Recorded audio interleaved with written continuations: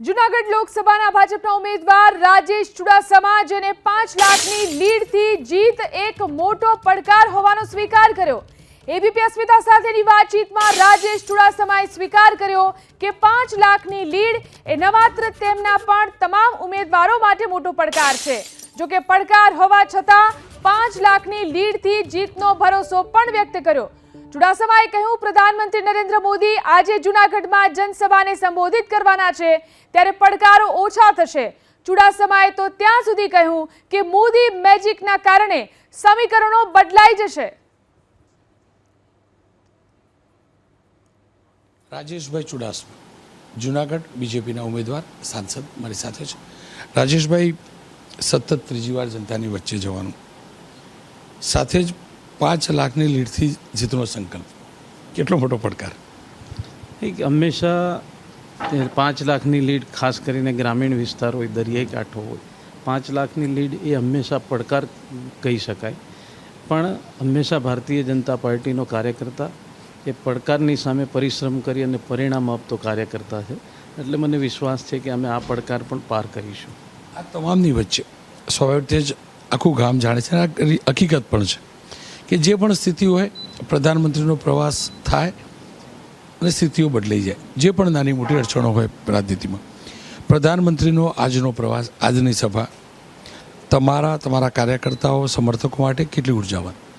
એ ખાસ કરીને મેં જે કીધું કે 5 લાખની લીડ અમે સંકલ્પ કર્યો છે અમારા આ પ્રદેશ અધ્યક્ષ પાટીલ સાહેબે, અને કાર્યકર્તાઓએ એ સંકલ્પને ઝીલી અને પોતાનો સંકલ્પ બનાવી અને સમગ્ર ચૂંટણી દરમિયાન એમણે ખૂબ ઉત્સાહ અને લોકોનો સંપર્ક કરી અને પ્રચાર પ્રસાર કર્યો છે।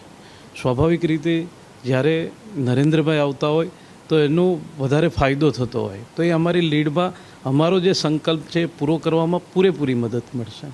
એ હકીકત છે કે ક્ષત્રિયોની નારાજગી હતી રૂપાલાજીના નિવેદન બાદ, પરંતુ છેલ્લા 12-24 કલાકનું અપડેટ જોઈએ તો અનેક રાજવી પરિવારો નરેન્દ્રભાઈના સમર્થનમાં અને બીજેપીના સમર્થનમાં આવ્યા। આજે સવારે પત્રકાર પરિષદ પણ થઈ, એના કારણે જે પણ સ્થિતિ હતી એમાં કેટલા સુધારની અપેક્ષા? એ ચોક્કસપણે હંમેશા ક્ષત્રિય સમાજે ભારતીય જનતા પાર્ટી તરફ રહ્યો છે, એમ નરેન્દ્રભાઈની હિતમાં જ અને ભારતીય જનતા પાર્ટીની હિતમાં જ આ સમાજ કામ કરશે એવો મને વિશ્વાસ છે। અને એના નરેન્દ્રભાઈના સૌરાષ્ટ્રના પ્રવાસથી, માત્ર સૌરાષ્ટ્રમાં નરેન્દ્રભાઈના પ્રવાસથી ક્ષત્રિયો ભારતીય જનતા પાર્ટી સાથે છે એવું પણ ક્યાંક ને ક્યાંક દેખાઈ રહ્યું છે। મને વિશ્વાસ છે કે એમાં પણ ઘણો મોટો ફેરફાર થશે। ચિંતા હતી ખરી જે પ્રકારનો માહોલ બનેલો? છેલ્લા 2 દિવસની વાત નથી કરતો, એ પહેલાંની એ ખાસ કરીને જ્યારે સમાજની નારાજગી હતી, સ્વાભાવિક હોય છે, અને એના કારણે જે વાતાવરણ બન્યું અને આખરે એ ભારતીય જનતા પાર્ટી સાથે રહેનારો સમાજ છે, ત્યારે મને એટલો ડર હતો નહીં, કારણ કે હંમેશા એ ભારતીય જનતા પાર્ટી સાથે રહ્યો છે, એટલે મને વિશ્વાસ હતો કે આખરે ઘીના ઠામમાં ઘી પડી જશે। અંતમાં એક મહત્ત્વની વાત પૂછી લો, નરેન્દ્રભાઈના નામથી બીજેપીને વોટ મળતા હોય છે, હકીકત છે, અને સર્વવિદિત છે, એમાં કોઈ 1% પણ ડાઉટ નથી, પરંતુ એ સિવાય પણ એવું શું કારણ કે સતત ત્રીજી વાર રાજેશભાઈ કમળ નરેન્દ્રભાઈના કારણે જ નામ આગળ રાજેશભાઈ ચુડાસમાનું સતત ત્રીજી વાર રાજેશભાઈ ચુડાસમાના નામ આગળ બટન દબાવે મતદાતા? એ તો કોઈ પણ કાર્યકર્તાઓને એનો ખ્યાલ નથી હોતો, પણ મારા માટે ખૂબ ગૌરવની વાત છે કે નાની ઉંમરમાં ત્રીજી વખત સાંસદ તરીકે આ પાર્ટીએ મારા પર વિશ્વાસ મૂક્યો છે, અમારી પાર્ટીએ।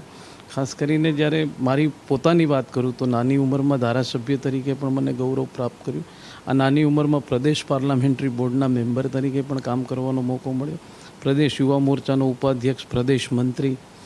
નાની ઉંમરમાં કોઈ પણ વ્યક્તિ માટે એટલું બધું મળવું એ ખૂબ મોટી વાત છે। કદાચ કોઈ અમારા જૂના કાર્યકર્તાઓ વર્ષોથી મહેનત કરતા તેમ છતાં પણ, અને ત્રીજી વખત જ્યારે આ વિસ્તારની સેવા કરવાની તક મળી ત્યારે ભારતીય જનતા પાર્ટીએ જે મારા પર વિશ્વાસ મૂક્યો છે એ મારા માટે ખૂબ મોટી વાત છે।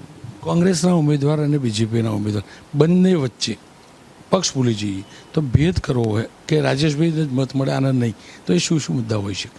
એ ખાસ કરીને જ્યારે દેશના પ્રધાનમંત્રી નરેન્દ્રભાઈના નેતૃત્વમાં અત્યારે ચૂંટણી લડી રહ્યા છે, નરેન્દ્રભાઈએ કરેલા કામો એક બાજુની વાત છે, પણ આ વિસ્તારમાં અમે જે વચનો આપ્યા હતા, જે કેન્દ્ર સરકારના પ્રશ્નો હતા, એ ગિરનારનો રોપવે હોય, ઉનાથી લઈને જૂના સુધીના 4 ટ્રેક રસ્તાની વાત હોય, પોરબંદર દ્વારકા સુધીનો રસ્તો હોય, આ તમામ રસ્તાઓ 4 ટ્રેક બની ગયા છે.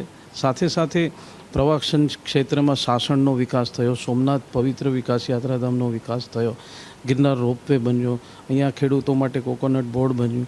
ખાસ કરીને દરિયાઈ કાંઠા ઉપર રોનકભાઈ, હું એટલું ચોક્કસપણે કહીશ કે દેશની એકમાત્ર લોકસભા હશે જ્યાં 6 બંદરો એટલે કે 1500-2000 કરોડ રૂપિયાના ખર્ચે બંદરોના વિકાસના કામ ચાલુ છે.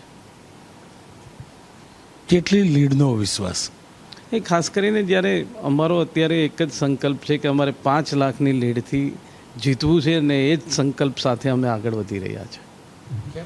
તો આ હતા રાજેશભાઈ ચુડાસમા. સ્વાભાવિક રીતે જ પક્ષનો સંકલ્પ છે 5 લાખની લીડનો, અને વાત હાર જીતની બીજેપીના એક પણ ઉમેદવાર નથી કરતા, વાત માત્ર ને માત્ર 5 લાખના સંકલ્પની થાય છે.